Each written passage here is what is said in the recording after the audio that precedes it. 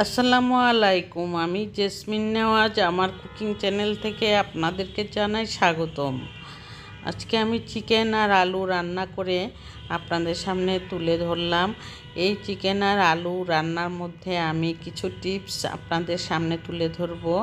আর এই টিপসটা সবাই হয়তো জানে কি জানে না সেটা আমার জানা নেই, তবে আমি যেভাবেই হোক আপনাদেরকে একটু মজা করে খাওয়ানোর জন্য, আপনারা নিজেরা তৈরি করে মজা করে খাবেন সেটার জন্যই আমি তুলে ধরেছি। এখানে আমি প্রথমেই তেল দিয়েছি, তেলের মধ্যে পেঁয়াজটা একদম ভাজা ভাজা করে নিয়ে এটা আমার অভ্যেস।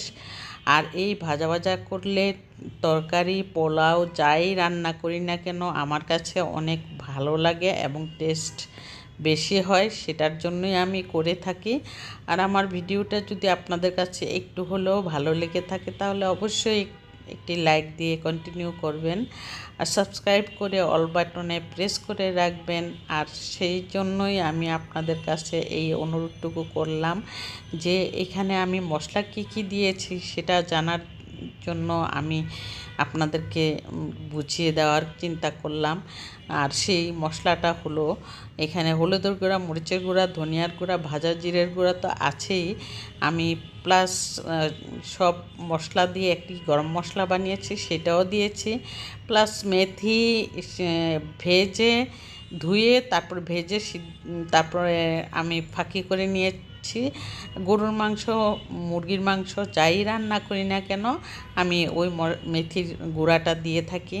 অনেকে মেথির পাতা, শুকনো পাতা দেয়, আর অনেকেই মেথির গুঁড়াও দেয়। সেই মেথির গুঁড়াটা আমি একদম ফাঁকি করে আমি বয়মে ঢুকিয়ে নিয়েছি। আর সেটা রান্না করার সময় আমি সব মুরগি আর গরুর মাংস, খাসির মাংস যাই রান্না করি দিয়ে থাকলে অন্যরকম একটা ফ্লেভার আসে।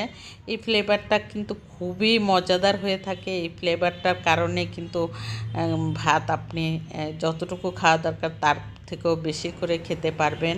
আর সেই চিন্তা করে আমি চিকেনটা এইভাবে রান্না করে আমি সবাইকে খেতে দেই, যখন তখন সবাই মজার সাথে খেয়ে থাকে।